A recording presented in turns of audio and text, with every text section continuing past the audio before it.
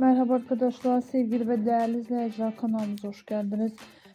Bugün sizlere güzeller güzeli Sıla Türkoğlu'nun Doktor Başka Hayatta dizisinden yeni fragman görüntülerle karşınızdayız. Muhteşem dizinin yeni özel görüntüler devamı gelmesini istiyorsanız da kanalımıza abone olmayı ve beğeni yapıp bol bol yorum kısmında yazmayı unutmayın. Buyurun videomuzu izlemede kalın.